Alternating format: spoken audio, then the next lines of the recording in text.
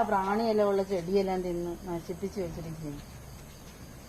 അയ്യോ, ഇതെന്നാ പറ്റി? ചെരുപ്പ് പൊട്ടിപ്പോയല്ലോ. ഒരെണ്ണം വാങ്ങിക്കാൻ വയ്യായിരുന്നോ? ചെരുപ്പ് മേടിക്കണമെന്നുണ്ടായി. അത് അവൻ ചോദിച്ച പൈസ കൊടുക്കാൻ പറ്റുമോ ഈ ചെരുപ്പ് മേടിച്ചു കഴിഞ്ഞാൽ? അവനെ ഞാൻ വിളിക്കാൻ, ചായ എടുത്തോണ്ട് വരാം. അവനെ വിളി. നിതിനെ ഇങ്ങോട്ട് വന്നേടാ, ഇങ്ങോട്ട് വന്നേ. എവിടെ? ഞാൻ ചോദിച്ച പൈസ എന്ത്? 1000 രൂപ എന്റെ ഉണ്ട്. എന്റെ ചെരുപ്പൊക്കെ പൊട്ടിയായിരുന്നു. ചെരുപ്പും പൊട്ടി. നാളത്തേക്ക് വേണ്ടി അത്താഴത്തേക്കുള്ളതൊക്കെ 100 രൂപ കൊണ്ടേ മേടിക്കാൻ പറ്റത്തുള്ളൂ. ഈ 1000 രൂപയിൽ 100 രൂപ കഴിഞ്ഞിട്ടേ തരത്തുള്ളൂ. എനിക്കതെന്ന് പറയേണ്ട ആവശ്യമില്ല. ഞാൻ ചോദിച്ച പൈസ മൊത്തം എനിക്ക് കിട്ടണം. 100 രൂപ കുറച്ച് പോരെ? പറ്റത്തില്ല. എനിക്ക് ഞാൻ ചോദിച്ച പൈസ മൊത്തം എനിക്ക് കിട്ടണം. നിങ്ങൾ അത്രയും വാശി പിടിക്കാതാ. വാശി പിടിക്കുവോ? ഞാൻ ചോദിച്ച പൈസ മൊത്തം എനിക്ക് തരണം. എനിക്ക് തരാൻ പറ്റില്ലേ? 900 രൂപ തരാമെന്നേ. ഇല്ല, ഞാൻ ചോദിച്ച പൈസ എനിക്ക് മൊത്തം വേണം. അങ്ങനെ നിങ്ങളുടെ മക്കളായ വാശി പിടിച്ചാൽ എന്ത് ചെയ്യാം? നമ്മുടെ ചെരുപ്പൂരം പൊട്ടിയിട്ട് നമ്മൾ ചെരുപ്പൂരം മേടിക്കാതെയാണ് വന്നേക്കണം. എനിക്കതറിയേണ്ട ആവശ്യമില്ല. ഞാൻ ചോദിച്ച പൈസ മൊത്തം എനിക്ക് വേണം. ഇവിടെ രാവിലെ മുതൽ കഷ്ടപ്പെട്ട് കിട്ടിയാണ് 1000 രൂപ. അത് 100 രൂപ നമുക്ക് വീട്ടിലെന്തെങ്കിലും അരി സാധനമൊക്കെ ഇങ്ങോട്ട് പോകണ്ട്. മോനെ, 100 തന്നച്ചും പോടാ. 100 തന്നച്ചും പോടാ.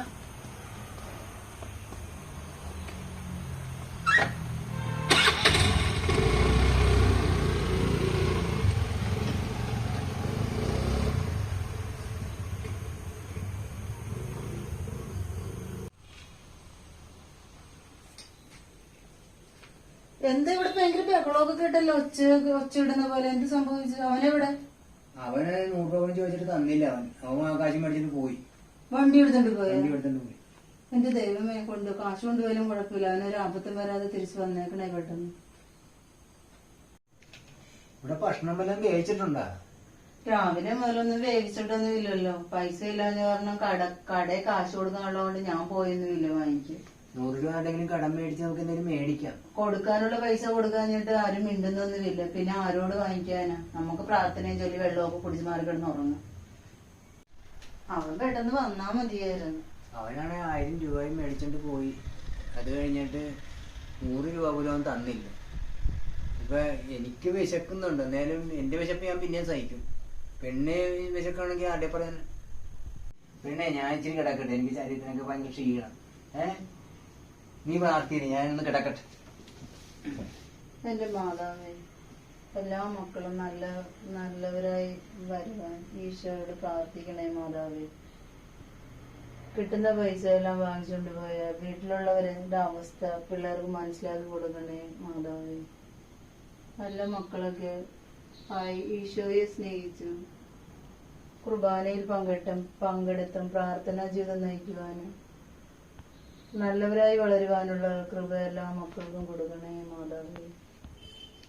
ഞങ്ങൾ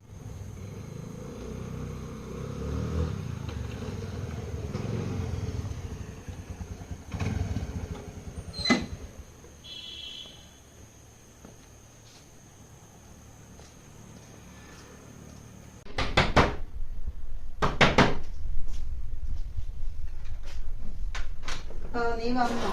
ഇവിടെ ഭക്ഷണമൊന്നും നിനക്ക് തരാനിരിപ്പില്ല. പിന്നെ കട്ടൻ ചായ വേണമെങ്കിൽ ഇട്ട് തരാം. എനിക്ക് വേണ്ട, ഞാൻ പുറത്തുനിന്ന് കഴിച്ചു. അവിടെ നിന്നെ. നീ 1000 രൂപയല്ലേ ജോണിയോട് വാങ്ങിച്ചത്? ആർക്കോ കൊടുക്കാനുണ്ടെന്നും പറഞ്ഞ്. കൊടുത്തില്ലേ ഭയങ്കര പ്രശ്നമാകുമെന്നാണല്ലോ നീ പറഞ്ഞത്. പിന്നെ നിനക്ക് ഭക്ഷണം കഴിക്കാൻ എവിടുന്ന് കാശ് കിട്ടി? കൂടുതൽ ചോദ്യമൊന്നും വേണ്ട കേട്ടോ. എനിക്ക് ഇഷ്ടമുള്ള പോലെ ഞാൻ ചെയ്യും. നിനക്ക് ഇഷ്ടമുള്ളത് പോലെയാണോ ഇവിടെ ചെയ്യുന്നത്? എനിക്ക് ഇഷ്ടമുള്ള പോലെ. അതെവിടെ പറ്റുന്നൊന്നുമില്ല. അതിന്റെ കാര്യം ഇന്ന് പോയോ? എന്താണ് പെണ്ണെ നീ കരയണത്? എന്നാലും നമ്മള് രാവിലെ മുതൽ പട്ടിണിയല്ലേ ഇവിടെ ഇരുന്നത്. എന്നിട്ട് അവൻ അതുപോലും മനസ്സിലാക്കാതെയല്ലേ പൈസ കൊണ്ടുപോയി ചെലവാക്കി. താൻ കരിവേലത്ത് കിടന്ന പണിത പൈസയും കൊണ്ടല്ലേ അവൻ പോയത്. അവൻ ഭക്ഷണം കഴിച്ചോന്നൊന്നും എനിക്കറിയത്തില്ല. എനിക്ക് ഭക്ഷണം വേണ്ട. തനിക്കും കൂടെ കുറച്ച് ഭക്ഷണം അവൻ വാങ്ങിച്ചുകൊണ്ട് തന്നെങ്കിൽ എനിക്ക് സന്തോഷമാകുമായിരുന്നു. അതെല്ലാം ശരിയാകും. അവൻ കൊണ്ടുപോയിപ്പോ അവൻ ആർക്കാണ്ട് കൊടുക്കാനുള്ള പൈസ ആയതുകൊണ്ടല്ലേ. അതെല്ലാം ശരിയാകും. നമ്മുടെ മോനല്ലേ, അവൻ തെറ്റായ വഴിയിലൊന്നും പോവുകയല്ലേ. അവനെല്ലാം ശരിയാകും. നിനക്ക് വിശക്കുന്നുണ്ടാ? എനിക്ക് വിശക്കുന്നൊന്നുമില്ല. തനിക്ക് വിശക്കുന്നുണ്ടോ? അതിപ്പോ സാരമില്ല. ഇപ്പൊ എന്തോ കാര്യത്തിന് പൈസ കൊണ്ടുപോയതല്ലേ. അന്ന് നമുക്ക് പോയി കിടക്കാം. 12 മണി ആയില്ലേ, നമുക്ക് കിടന്ന് ഉറങ്ങാം. എല്ലാം ശരിയാകും. ഇപ്പൊ കുറച്ച് ദിവസമായിട്ട് രാത്രി 12 മണിയൊക്കെ ആകുമ്പോ ഇവന്റെ മുറിയിൽ ലൈറ്റ് വീഴുന്നു. എന്താ സംഭവം എന്നറിയത്തില്ല. നമുക്കൊന്ന് നോക്കാം. നമുക്ക് നോക്കാം വാ.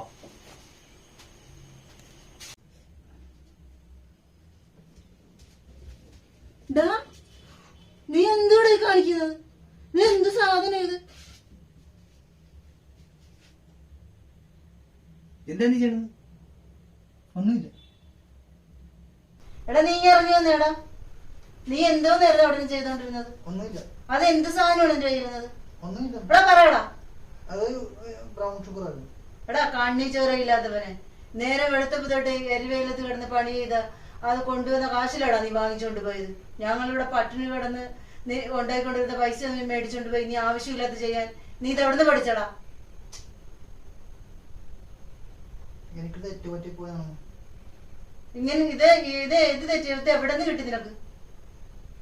ഞാൻ ചെയ്യത്തില്ല ഇങ്ങനെ. ഇനി മേലെ നീ ഇതൊക്കെ ഇനി ചെയ്തിട്ടുണ്ടെങ്കിൽ അപ്പൊ അറിയാം നിനക്ക്.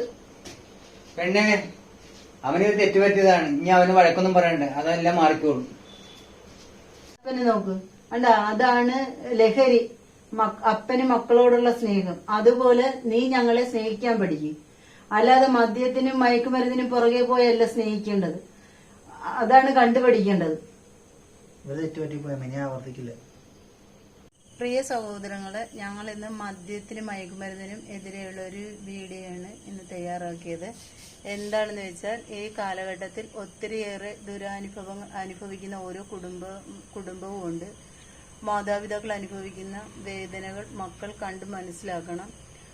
മക്കളെ നിങ്ങൾ മാതാപിതാക്കളുടെ കയ്യിൽ നിന്ന് വാങ്ങിച്ചുകൊണ്ട് പോകുന്ന രൂപ നിങ്ങൾ 1 രൂപ പോലും കൊണ്ട് നശിപ്പിക്കരുത്. മാതാപിതാക്കൾ നിങ്ങൾക്ക് വേണ്ടിയിട്ടാണ് പൈസ ഉണ്ടാക്കുന്നത്. ആ പൈസയുടെ മൂല്യം നിങ്ങൾ തന്നെ അവർക്ക് കാണിച്ചു കൊടുക്കണം. മാതാപിതാക്കളെ സന്തോഷത്തോടെ നോക്കണം. മദ്യത്തിനും മയക്കുമരുന്നിനും പുറകെ പോയാൽ അപ്പോഴും ഈ മാതാപിതാക്കൾ മാത്രമേ നിങ്ങൾക്ക് കാണത്തുള്ളൂ. വേറെ ആരും ഉണ്ടാകത്തില്ല.